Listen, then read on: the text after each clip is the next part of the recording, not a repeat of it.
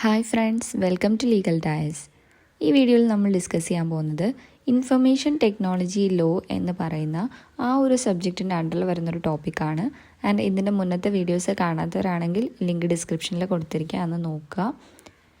ഈ വീഡിയോയിൽ നമ്മൾ പറയാൻ പോകുന്നത് സേലിയൻ ഫീച്ചേഴ്സ് ഓഫ് ദി ആക്ട് ആണ്. അതായത് ഇൻഫർമേഷൻ ടെക്നോളജി ആക്ട് 2000 എന്ന് പറയുന്നൊരു ആക്ടിനെ പറ്റി നമ്മൾ കഴിഞ്ഞ വീഡിയോസിൽ പറഞ്ഞതാണ്. ആൻഡ് ഇവിടെ പറയുന്നത് ആ ഒരു ആക്ടിൻ്റെ സേലിയൻ്റ് ഫീച്ചേഴ്സ് എന്തൊക്കെയാണ്. അപ്പോൾ ഇവിടെ മെയിനായിട്ട് നമുക്ക് കുറേ സെക്ഷൻസൊക്കെ പറയാനുണ്ട്. അതായത് ആദ്യം പറയുന്നതെന്ന് വെച്ച് കഴിഞ്ഞാൽ ഈ ഒരു ആക്ടിൻ്റെ അകത്ത് എന്തൊക്കെ പ്രൊവൈഡ് ചെയ്യുന്നുണ്ട് ഈ ഒരു ആക്ട്. ഫസ്റ്റാണ് legal recognition of electronic documents. Electronic ഡോക്യുമെൻറ്റുകൾക്ക് ഒരു ലീഗൽ റെക്കഗ്നേഷൻ കൊടുക്കുക. അതായത് അത് ലീഗലി വാലിഡ് ആണെന്നുള്ളൊരു ഇതാണ് പറയുന്നത്. അത് സെക്ഷൻ 4 to 5 പറയുന്നത്. അപ്പോൾ അവിടെ ഇതുപോലെ തന്നെ ഇലക്ട്രോണിക് ഫോം ഓഫ് എന്തെങ്കിലും ഒരു ഓഫർ ഇലക്ട്രോണിക് ഫോമിലൂടെ വരികയാണ്, അത് അക്സെപ്റ്റ് ചെയ്യുകയാണ്. അപ്പോൾ അവിടെ ഒരു ഇലക്ട്രോണിക് കോൺട്രാക്റ്റ് വരുന്നു. അപ്പോൾ ഇങ്ങനെയൊക്കെ വരുന്ന സമയത്ത് ഇത് ലീഗലാണെന്നും അതുപോലെ തന്നെ അത് എൻഫോഴ്സബിൾ ആണെന്നും ഡിക്ലെയർ ചെയ്യുകയാണ്. പിന്നീട് ഇതുപോലെ തന്നെ ലീഗലി റെക്കഗ്നൈസ് ചെയ്യുന്നുണ്ട്. എന്തിനെ? ഇമെയിലിനെ ലീഗലി റെക്കഗ്നൈസ് ചെയ്യുന്നുണ്ട്. ഇമെയിൽ എന്ന് പറയുന്നത് ഒരു വാലിഡ് ഫോം ഓഫ് കമ്മ്യൂണിക്കേഷൻ ആണ് എന്നും പറഞ്ഞിട്ട് അതിനെ ലീഗലി റെക്കഗ്നൈസ് ചെയ്യുന്നുണ്ട്. അത് പറയുന്നത് സെക്ഷൻ 10A ഈ ഒരു ഇമെയിലിൻ്റെ കാര്യം പറയുന്നത്. ആൻഡ് നമുക്ക് സെക്കൻഡ് പോയിന്റ് നോക്കുകയാണെന്നുണ്ടെങ്കിൽ legal recognition of electronic signatures. ഇപ്പോൾ ഫസ്റ്റ് നമ്മൾ ഇലക്ട്രോണിക് ഡോക്യുമെൻറ്റ്സിൻ്റെ ലീഗൽ റെക്കഗ്നേഷനാണ് പറഞ്ഞത്, അതുപോലെ തന്നെ കോൺട്രാക്റ്റും പിന്നെ ഇമെയിലിന് ലീഗൽ വാലിഡിറ്റി ഉണ്ടെന്നുള്ള കാര്യം. ഇവിടെ പറയുന്നത് എന്താണ്? ഇലക്ട്രോണിക് സിഗ്നേച്ചേഴ്സിന് ലീഗൽ റെക്കഗ്നേഷൻ ഉണ്ട്.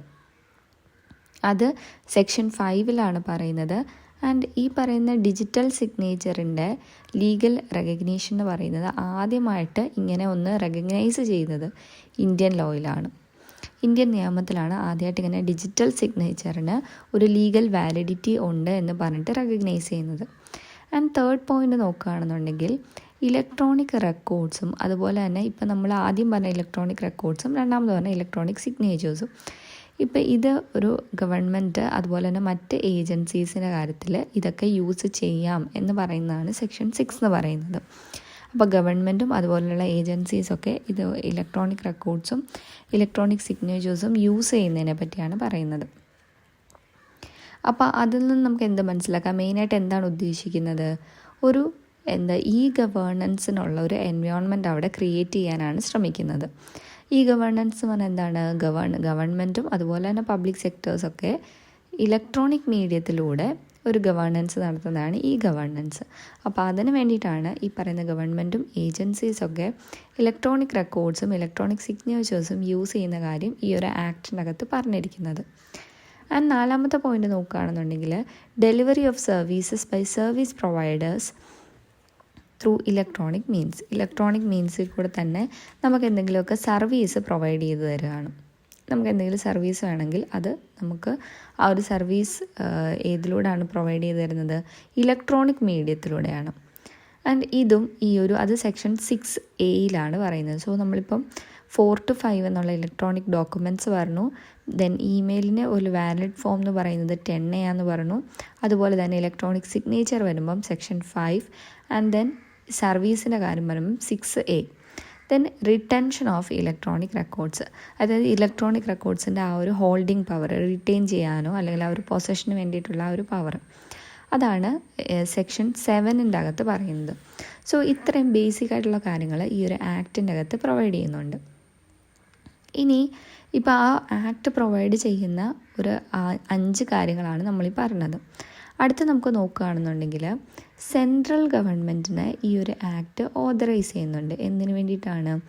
ഒരു റെഗുലേഷൻ പ്രൊവൈഡ് ചെയ്യാൻ വേണ്ടിയിട്ട്. ഒരു സർട്ടിഫയിങ് അതോറിറ്റിയുടെ റെഗുലേഷൻ പ്രൊവൈഡ് ചെയ്യുകയാണ്. എന്തിലൂടെ? Through the appointment of controller of certifying authority for the purpose of this act. ഈ ഒരു ആക്ടിൻ്റെ പർപ്പസിന് വേണ്ടിയിട്ട് ഒരു സർട്ടിഫയിങ് അതോറിറ്റി എന്ന് പറഞ്ഞിട്ടൊരു അതോറിറ്റി ഉണ്ട്. അപ്പോൾ അതിൻ്റെ കൺട്രോളറെ അപ്പോയിൻറ്റ് ചെയ്യാനായിട്ട് സെൻട്രൽ ഗവൺമെൻറ്റിന് ഒരു പവർ ഈ ഒരു ആക്ട് കൊടുക്കുന്നുണ്ട്. അപ്പം ആരാണ് ഈ പറയുന്ന കൺട്രോളർ ഓഫ് സർട്ടിഫയിങ് അതോറിറ്റി എന്നൊക്കെ നമുക്ക് ഇനി വരുന്ന വീഡിയോസിൽ പറയാം. ഇവിടെ ഇപ്പോൾ ഇത്ര ഓർത്ത് വെക്കുക, സെൻട്രൽ ഗവൺമെൻറ് അതിനുള്ള പവർ ഉണ്ടെന്ന് പറയുന്നത് സെക്ഷൻ 17 to 34 പറയുന്നത്. അടുത്തത് മൂന്നാമത്തത് നോക്കിക്കഴിഞ്ഞാൽ it provides penalties, compensation and adjudication. അപ്പോൾ എന്തെങ്കിലും ഈ പറയുന്ന പണിഷ്മെൻറ്റ്സിനെ പറ്റിയും അതുപോലെ തന്നെ എന്തെങ്കിലും കോമ്പൻസേഷൻ ഉണ്ടോ, അല്ലെങ്കിൽ അല്ലാത്ത ഇപ്പോൾ ഇംപ്രിസൺമെൻറ്റ് പോലെയുള്ള പെനാൽറ്റീസ്, പിന്നെ പണിഷ്മെൻറ്റ്സ് വരുന്നത്, അതുപോലെ കോമ്പൻസേഷൻ, അതിൻ്റെ അഡ്ജുഡിക്കേഷൻ, ഇങ്ങനെയുള്ള കാര്യമാണ് മൂന്നാമത് പറയുന്നത്. ഈ ഒരു ആക്റ്റിൽ എന്തൊക്കെ ഉണ്ടെന്നാണ് നമ്മൾ പറയുന്നത്. സോ അതെന്ന് പറയുമ്പോൾ ഈ പെനാൽറ്റീസ്, കോമ്പൻസേഷനൊക്കെ ഏത് സെക്ഷനാണ്? സെക്ഷൻ 43 to 47 പറയുന്നത്. then അടുത്ത നോക്കുകയാണെന്നുണ്ടെങ്കിൽ ഇതിൻ്റെ തന്നെ വരുന്നതാണ് സൈബർ അപ്പലേറ്റ് ട്രിബ്യൂണൽ എന്ന് പറയുന്നത്. അപ്പോൾ ആ ഒരു സൈബർ അപ്പലേറ്റ് ട്രിബ്യൂണലിൻ്റെ എസ്റ്റാബ്ലിഷ്മെൻറ്റിന് വേണ്ടിയിട്ടുള്ള പ്രൊവിഷൻസൊക്കെ ഈ ഒരു ആക്ടിൻ്റെ അകത്ത് പറയുന്നുണ്ട്. അത് ഈ പറയുന്ന അതിന് മുന്നേ പറഞ്ഞ നമ്മൾ പെനാൽറ്റീസ് കഴിഞ്ഞിട്ടുള്ള സെക്ഷനാണ് 48 തൊട്ട് 64 വരെ.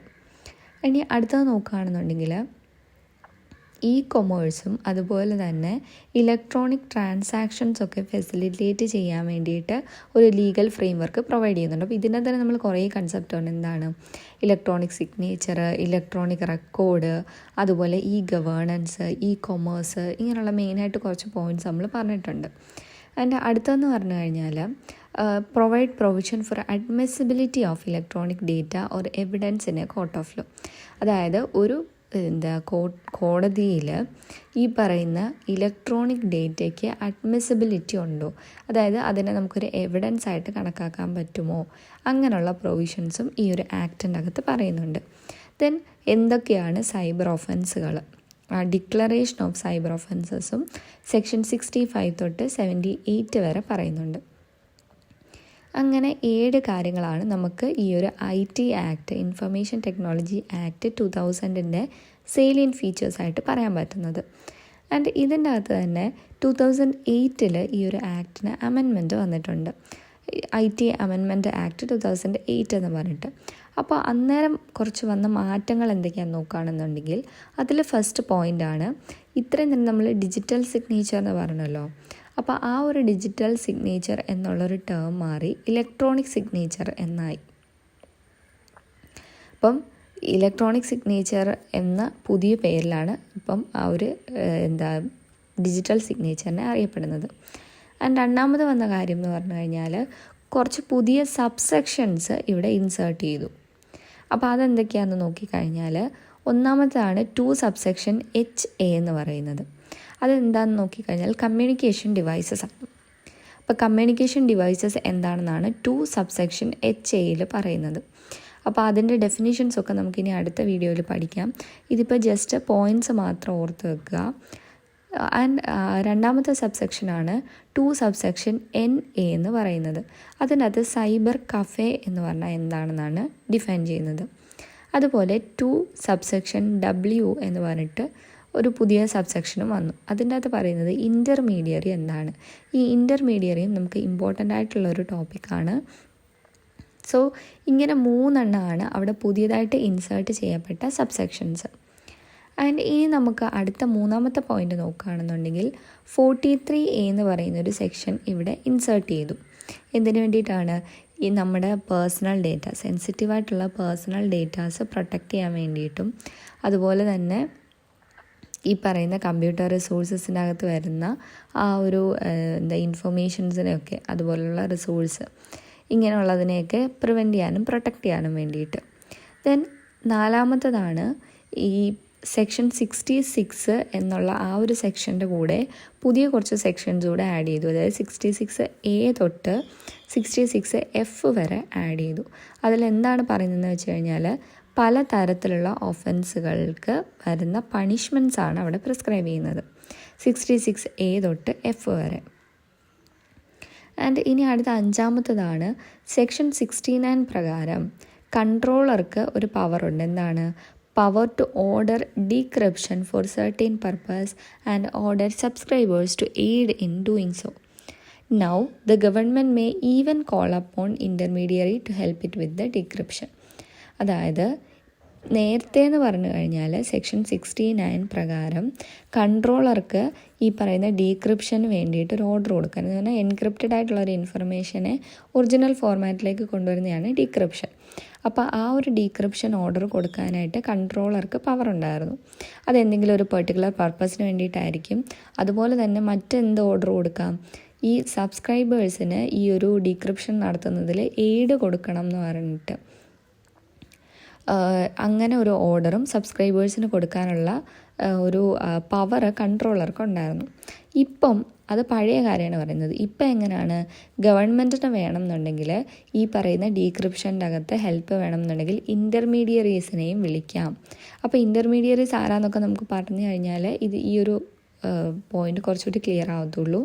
സോ ഇൻ്റർമീഡിയറീസിനെ പറ്റിയുള്ള ഡീറ്റെയിൽഡ് വീഡിയോ നമുക്ക് ഇനി അടുത്ത വരുന്ന വീഡിയോസിൽ ഡിസ്കസ് ചെയ്യാം. ഇവിടെ നിങ്ങൾ ഇത്രയും ഓർത്ത് വെക്കുക, ഇൻ്റർമീഡിയറീസിനെയും ഹെൽപ്പിന് ഗവൺമെൻറ്റിനെ വിളിക്കാനായിട്ട് പറ്റും. അത് സെക്ഷൻ 69 ക്ലോസ് 3 പറയുന്നത്.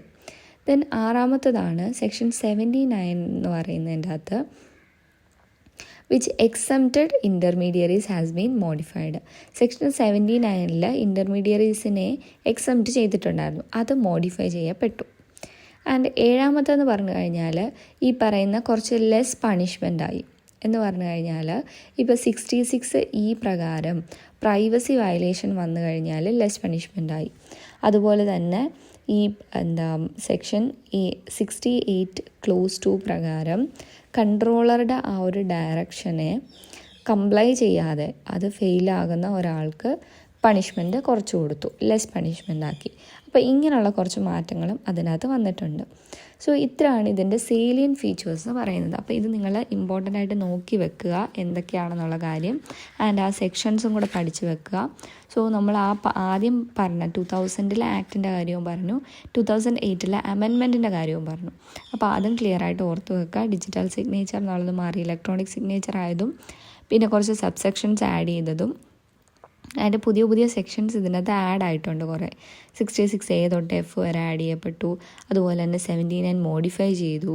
പിന്നെ ഇങ്ങനെ കുറേ മാറ്റങ്ങൾ വന്നിട്ടുണ്ട്. അപ്പോൾ അതും ക്ലിയർ ആയിട്ടൊന്ന് നോക്കുക. സോ ഫ്രണ്ട്സ്, ഈ വീഡിയോ ഇത്രേ ഉള്ളൂ. നിങ്ങൾക്ക് ഈ വീഡിയോ യൂസ്ഫുൾ ആയി തോന്നുകയാണെന്നുണ്ടെങ്കിൽ ലൈക്ക് ചെയ്യുക, നിങ്ങളുടെ ഫ്രണ്ട്സിനോട് ഇത് ഷെയർ ചെയ്ത് കൊടുക്കുക, ആൻഡ് ഈ ചാനൽ മറക്കാതെ സബ്സ്ക്രൈബ് ചെയ്യുക.